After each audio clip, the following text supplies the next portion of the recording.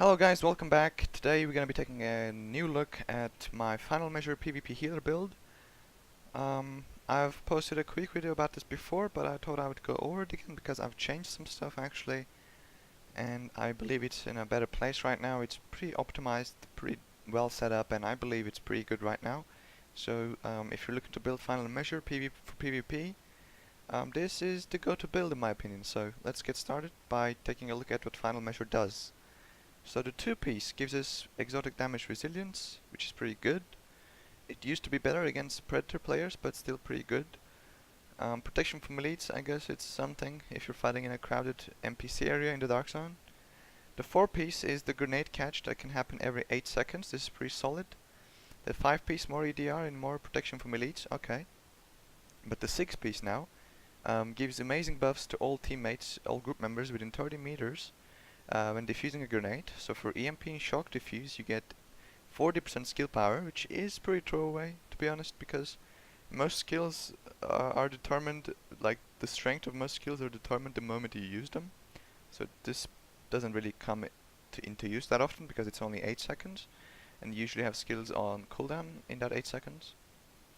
But then if you catch a frag grenade, which is by far the most used one, or an incendiary, which is again fairly used, you get 40% damage increase, which is crazy good, and it's also multiplicative. So this is 40% multiplicative damage on top of your striker players, which are already sitting at like plus 100% damage. So it's an amazing addition actually. I like it pretty much.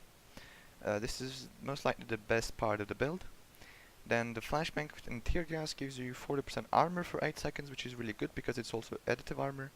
So if you go to your character tab, go through your survivability, your armor sits at 33.5% if you have everything optimized. But with the with the buff, this should go up to 73.5%, but it only goes up to 70%, which is actually the cap on it.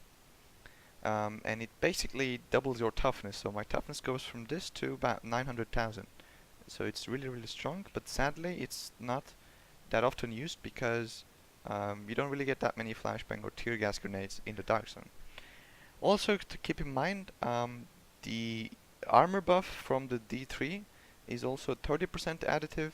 So if you have these two active at the same time, they don't go over the cap. So it's not like you get even more toughness, like double buffing stam buff. It's not really that efficient because you're already at the cap. Just to keep in mind if you're playing with a D3 player. And let's get into the stats. How do we get this stat distribution? Well, I roll every piece into electronics. Then I use mods to set up my stamina. So let's take a look here.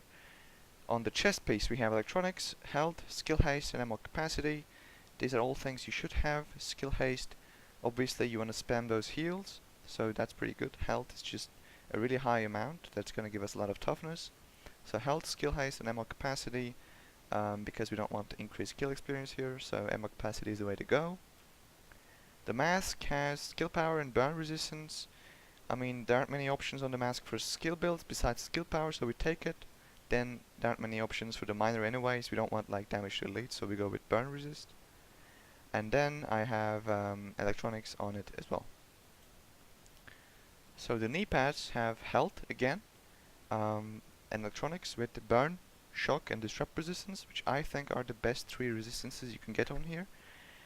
Now I want to talk a little bit about why I chose health over skill power. The reason I chose it on the knee pads is that it simply rolls a higher amount. So on the knee pads, the health simply rolls a higher amount than the skill power, so that's why I go with the health roll here. As you can see, like the skill power is only what 13,000 or something. Let me check here. 13,000, but the health is 16,000, so it's always a better pickup. Burn, shock and disrupt resistance here as well.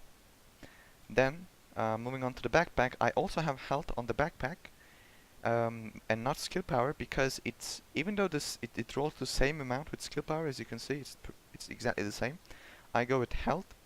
The reason for that is when you check out your skill power and check out your health, usually when building let me take off this mod. How many hold up one sec. I shouldn't take out this mod. I have more skill power than health usually on a healer build. So taking health here actually gives us a bigger increase in percentage compared to skill power. For example, if you have 300,000 skill power and you get 13,000 health, it's some percentage, you know. It's like, I don't know how much it is. But then if you have like 270,000 health compared to 300,000 skill power, you take the health roll, it's like a bigger increase in percentage. So it's always better to take the health roll here. Then if you need skill power, put some electronics. Okay, don't try to get skill power from the backpack roll. Try to get skill power with electronics, and try to get toughness with health rolls.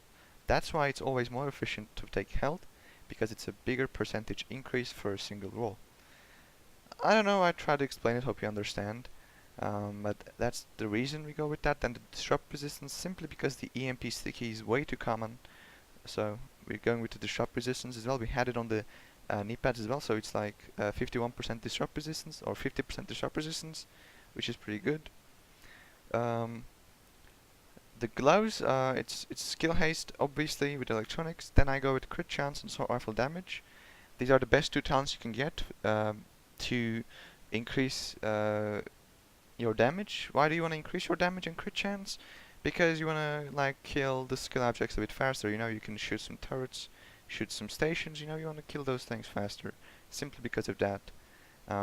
You could have other roles here besides skill haste. It wouldn't really make or break the build, but I think these are the best two rolls you can get, and skill haste is obviously a must-have here.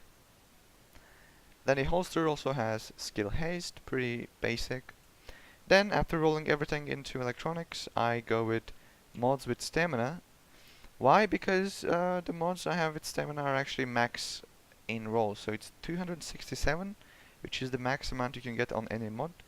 So since it's that high, I go with stamina mods. You could go with electronics as well if you want to put more skill power. I mean, I have pretty good electronic mods as well with skill haste, like 265.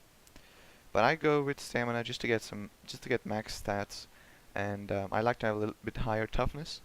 So this amount is pretty good. And as far as performance mods go, we use 6% first aid ally heal in all of them. This gives us in total 24% more ally heal, and that's pretty good since we're running with the first aid defib that has over 300,000 ally heal and sits on a 19-second cooldown, and a station to cleanse and heal more, which sits on a 15-second cooldown, and of course the recovery link, just to, you know, pick up some allies and stuff, you know. Pretty basic stuff for a healer. Then I want to talk a bit about the weapons, because I think it's like a unique part of the build, and let's dive into it. My main gun is actually a lightweight M4 that has talented, competent and determined. This is my main weapon to destroy some skill objects during the fights. So I get talented, which is 15% more skill power for 20 seconds, so it's pretty useful. I can get like a heal or two off with this. And competent, just to kill those skill objects a bit faster, and determined also procs when killing a skill object, so I get my ultimate cooldown faster, I get my other heal skill cooldowns faster when I kill a skill object and stuff, so that's also pretty nice. So this is like my main gun, you know, the max gear score, a lot of damage to kill the skill objects and stuff. Then I have a secondary sniper, which has actually more of a utility purpose. So this is a 204 sniper. I crafted a 204 sniper because I wanted to unlock certain talents, which are skilled, determined and cool-headed, and I mod this with full headshot damage mods. And what I use this for is to get my ultimate back really fast. So a lot of people actually go with cool-headed on their pistol to get their ultimates back, just headshotting the NPCs, which is all 5% per headshot. Yes, pistol does shoot fast with the higher RPM, but the problem with the pistol is that 5% isn't that much, and it doesn't proc every shot, you know. The cool-headed has an internal cooldown of 3 seconds, so you can only proc cool-headed every 3 seconds, which means that, like, going to an NPC, With a pistol, for example, let me check here. And like doing this is not gonna give you your ultimate back. It only procs every 3 seconds. So it's really not that useful. So instead I use a sniper that has cool-headed. So I can actually proc cool-headed every 3 seconds. But I can actually also kill NPCs and get skilled and determined at the same time. And that value is actually pretty crazy. So when you think about it, you have to hit a headshot before killing it, so it's 5% cool-headed proc, then determined and skilled. If you get a headshot kill together, so it's 12.5% and 5% from cool-headed, so 17.5% each time you kill an NPC. But then, since you won't just instantly kill him, you don't have a lot of damage, you'll proc cool-headed multiple times most likely. So you'll get like 22.5, 27.5% out of a single NPC. And what that does is gives you your ultimate back really, really fast. And I'll showcase it here actually really quick. If I can find some NPCs. Do we have some NPCs here?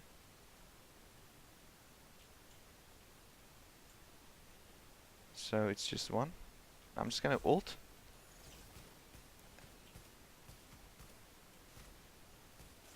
I'm actually not hitting my shots, but that was one kill. Like you're between fights, for example, you just got out of a fight.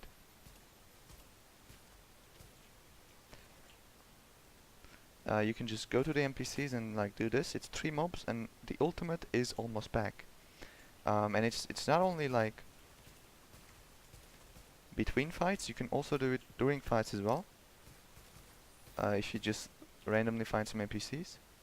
It's harder to kill like NPCs with more health, like this. But you can still do it, you know.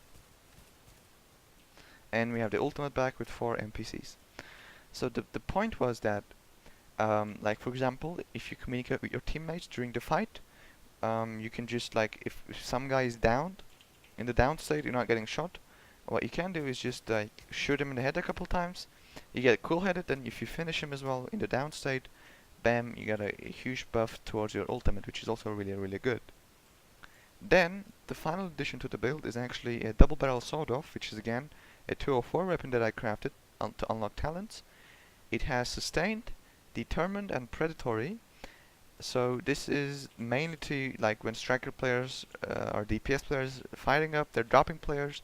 They don't really have that much time to finish them. You know, they swap target to target, and I go around and try to finish, get the last hit on the players.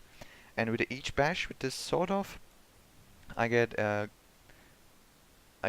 cooldown reduction with determined. I get 35% health with predatory and 6% health with sustained. So it's 41% health each bash. That's pretty strong in my opinion as well. So all of these weapons actually add a great amount of utility to our build. Instead of just being like just using the final measure, you can have some additional benefits as well, which is going to make your gameplay that much better. Then for the final touch we have the talents. I use adrenaline. This is actually pretty good because if I'm crowd control, I die really fast. I'm not that tanky. So if I see a shock turret and I can't escape it, I pop a medkit before I'm shocked, and I get the adrenaline buff, so I'm not shocked since I'm immune. Or you can fight against use this against predator players. It also really works against that. It's pretty good. Triage obviously must with every healer build. 15% cooldown reduction is nothing to pass. Then we have the combat medic, which obviously is a must in group play, and this is a group play build obviously. And then the strike back is really good because I try to time my medkits in my last health segment, so I actually get benefit out of this a lot. I can pop another heal, I can pop another station, you know. You never know. So those were the talents. We talked about the weapons, basically talked about everything, I guess. And the build is complete. So I hope you enjoyed it. If you have any additions you want to make, anything you want to change, you can type it in the comments. And this was my final measure build. In the loadouts, for a quick overview, it looks like this, if you want to check that out. See you on the next video, guys.